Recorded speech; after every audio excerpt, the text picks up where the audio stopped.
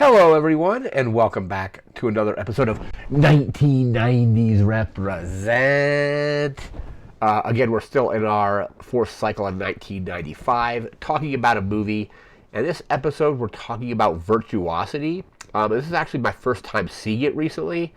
So I remember seeing the trailer back in 1995 and kind of having a very vague idea of what the movie was about. But I had never seen the movie in full until somewhat recently. So, again, I have my notes here about it. We're going to get through those notes, get to the plot. Just to get it right out of the way, this is not a good movie. I had fun with it, but it's definitely kind of very cheesy. Some of the acting is not great. Story, not great as well. But sometimes on the show, we cover stuff that I've never seen before, and stuff that is kind of also not amazing. So that is where Virtuosity kind of falls to. But let's see what we have here. So we've got my notes. So Virtuosity first released August 4th, 1995.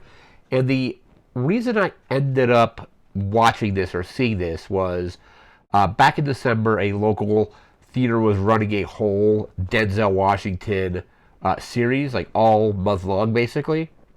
And so I saw a few of the movies. I saw or resaw some of these I had seen before. Some of them were completely new. Virtuosity being one of the new ones.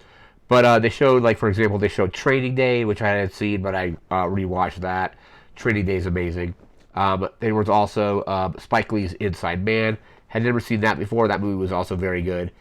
And then also in that series, I saw Virtuosity, which was, out of those three, definitely the weaker of those three films. If I were to rank them in my preference, I would say probably Training Day number one, then Inside Man, and then this. But yeah, they showed a whole bunch of Denzel Washington films. That's kind of how I ended up watching it. This is directed by Brett Leonard. Interesting thing about that is he is also, I've not seen this other movie in full. I've seen bits and parts of it. But he also directed, and it's kind of in the same vein in some ways as his other previous film, which was Lawnmower Man. So Pierce Brosnan, I think it was Jeff Fahey, based on a Stephen King short story. I've only seen parts of that. But the interesting thing about that is kind of both those movies kind of deal with VR and cyberspace, kind of stuff like that. This came out, I'm going to jump ahead to a little later in my notes, but we'll probably have to come back to that. This was kind of at a weird time period where the internet was this kind of new emergent technology, at least for regular everyday people. Internet has been around obviously years before that, but this is kind of around the time period where it was becoming more I don't want to say consumer friendly, but basically consumer level internet was starting to kind of become a thing. So AOL, CompuServe, Prodigy, services like that were kind of starting to pick up, and people, everyday people, were starting to get online. So this is kind of, and I divide these movies into two groups of film. There's films that were like this in Lawnmower Man, where it's dealing more with VR, AI, and cyberspace. And then there's movies that are trying to portray a more realistic version. Realistic, I'm gonna have to use that air quotes on that. And and they were definitely way off the mark in these movies as well. But those include movies like Hackers and The Net. I remember seeing The Net before I even was on the internet, and then when I got on the internet shortly after seeing that movie. Because I think the first time I got online was sometime in 1995, maybe it was Thanksgiving or something, and then we got our own modem and things like that in 1996. But those movies were definitely off the mark as well. But it feels like they were trying to portray what they thought the internet was or could be, and then movies like Virtuosity and Lawnmower Man were trying to tackle more of the AI and cyberspace aspect of those films, or of what that was. Anyway, back to our notes. So just a kind of a weird time period where people really didn't know what the internet was or what the internet could do. And then, definitely a lot of creative liberties being taken in these kind of films. Had a $30 million budget. only ended up grossing about 37 million, so it didn't do well at the box office. The cast is actually pretty decent. Let me actually bring the cast up here. So we have Denzel Washington, we have Russell Crowe, we have Kelly Lynch, William Forsythe, Louise Fletcher, from One Flew Over the Cuckoo's Nest, and I mostly probably know her from Star Trek Deep Space Nine as Kai Wynn, or I think it was Kai, or yeah, I think it was, or because she was like kind of like eventually became one of the main villains in Star Trek Deep Space Nine. We have Kaylee Cuoco, which is like a young, very version of her, and like Christopher Murray, Murray Morrow. Pretty good cast overall. Like I would say the two leads of the film are Denzel Washington and Russell Crowe. Denzel, it's not his best film, obviously, but I really think the standout, kind of the thing that makes the movie actually work and be fun, is Russell Crowe. So Russell Crowe essentially plays the villain in this film, who's an AI. I think his name is Sid, like SID. I forget what it exactly stands for, but he's basically like this AI version of like a AI composite of a bunch of different like serial killers, and he basically, the plot is his whole. They end up uploading his personality into like this like thing, and basically he ends up coming out into the real world. So, and then they had to send Denzel after him. But Russell Crowe is just absolutely chewing the scenery in this film. The first movie I saw with him in it, though, was probably L.A. Confidential, which came out, I think, a couple years after this. And like I said, I had not seen this one until recently. And then after L.A. Confidential, I think I saw him in like Gladiator and a few other things. But again, not a great movie at all. But Russell Crowe really kind of, I think he understood like the assignment, so to speak. Like, he was definitely like chewing scenery. Best thing in the movie, in my opinion, was Russell Crowe. Let's see here. Let's see. We got Russell Crowe there. Denzel Washington, apparently, according to my research, changed up a lot of the dialogue. Like, I think he was like just kind of like not necessarily script doctoring it, but he then kind of was like rewrote a bunch of his dialogue, maybe just to make more sense.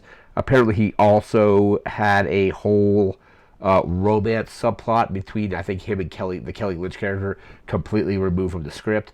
There was definitely, you could definitely tell that maybe there were some residuals of that plot line in kind of how their chemistry and how they interacted in the film. But apparently there was like this romance subplot that Denzel had removed. Fairly negative reviews overall. Like I said, not an amazing movie. It's cheesy, kind of fun, like definitely a good popcorn movie. Definitely not something I'm going to be rewatching anytime soon, I don't think. But I definitely had fun when I was watching it. Now let's get to our plot. So let me see how much of this I can actually remember just off of one viewing. But basically, like I said, they send Denzel after Russell Crowe, who's this like rogue AI, who's like a psychotic AI going around. So they get him. They basically, that's kind of where it's at there. It's very Demolition Man in that way, where it is Denzel's character is in jail for killing one of some like a serial killer or like political like terrorist. He kills this guy, but then also his wife and kid get killed in the process, and I think he ends up like inadvertently like killing two other people. So they throw him in jail as part of this, kind of like the way they throw Stallone's character in jail in Demolition Man, because he arrests Simon Phoenix, but then there's a bunch of bodies. So basically, like, he gets arrested for like involuntary manslaughter of a bunch of like other people. So very much kind of the same thing. It's kind of the same thing where they take Denzel out of jail to go after Russell Crowe, the same kind of way that they defrost Stallone to go after Wesley Snipes. So like, it definitely got a lot of Demolition Man vibes from the movie. But beginning of the movie, it's Denzel's character and his like partner are chasing down Sid, who is Russell Crowe's character. They're doing it in like a VR setting, and what they're doing is, I think these serial killers are in this program to train these new, like, they're using it as like training software basically. So and a lot of it is not perfected. A lot of these people are getting like their heads scrambled when they're in these like VR machines and things like that. But so Denzel's character is in jail at this point. There's like a whole like jail fight where he's like fighting a guy, gets thrown back in, or like there's like it's basically a prison fight that he's involved with. But there's another programmer there that they want to get, and like I forget exactly what like Louise Fletcher's character was doing. Same with William Fichtner. Like I said, it was kind of vague. They probably didn't even need to really even be there. But what happens is there is this programmer at this company that wants to go out with like this female character from the simulation, and like one guy who is working with Russell Crowe's character is like, well, we could take her personality core and download it into like this android and then basically make that thing become real. And the guy's like, cool, I want to do that. So what happens is he takes the personality core from this AI thing, but he replaces it. It says it's like, I think her name was like Sheila. Sheila is the program, but he replaces the core like chip inside of it. It looks actually more like a giant D20 actually. Puts it in there, puts Russell Crowe's program in instead, and then that is how Sid is just released upon the real world. So this is where it gets Demolition Man. Like they basically say, hey, like this guy's actually loose in the real world.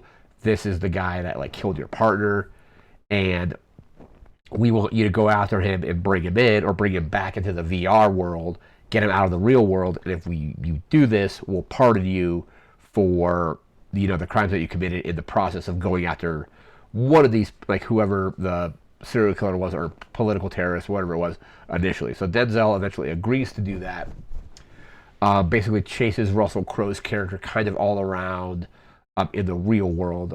Kelly Lynch's character is there as I think like a psychiatrist or something, and she has a daughter. I think that's Kaylee Cuoco's character.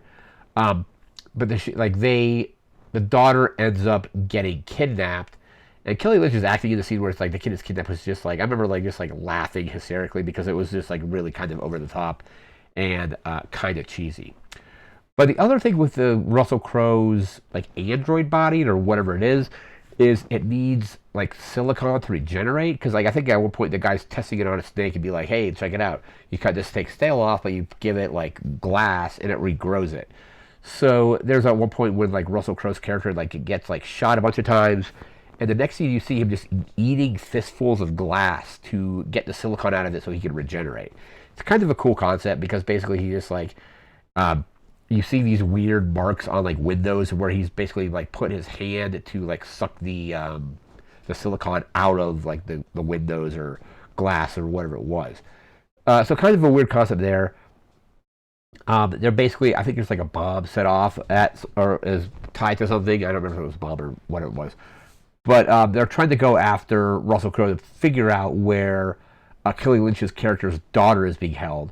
Eventually they find that. There's like a huge fight, and like Russell Crowe's character is like just embedded with like, almost like impaled on glass. It was like kind of cool because it was like, I think it was like an overload, because this is kind of like the final fight between Sid and Denzel's character.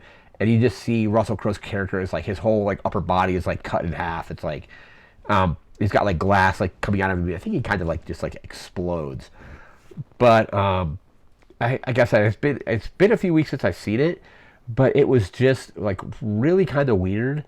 Definitely a movie I probably, like I said, I probably won't rewatch it anytime soon. It was fun in the theater. It was definitely a very kind of cheesy like popcorn film. But best part of the movie easily is just Russell Crowe. He's kind of way over the top in the movie, but I think that kind of like really works for the character that he's playing. And it like without Russell Crowe in this movie, I don't think the movie actually even works. Just because I think like he was kind of like the villain is the best part of this movie, and Russell Crowe definitely brings it for that part.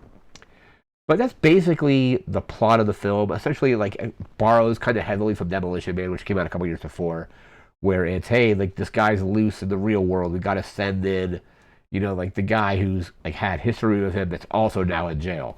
So I definitely got a lot of Demolition Man vibes out of it. But that's not necessarily a bad thing. Demolition Man's an amazing movie. Obviously, the better of the two is Demolition Man. But that is going to do it for this episode. We'll be back again in a few days. We'll be doing another computer or video game. Don't exactly know what those are going to be yet before jumping back into 1996. But again, that's going to do it for now. So remember to like, comment, share, and subscribe. We'll see you again next time. Thanks again for watching. Take care and have a good one. See ya.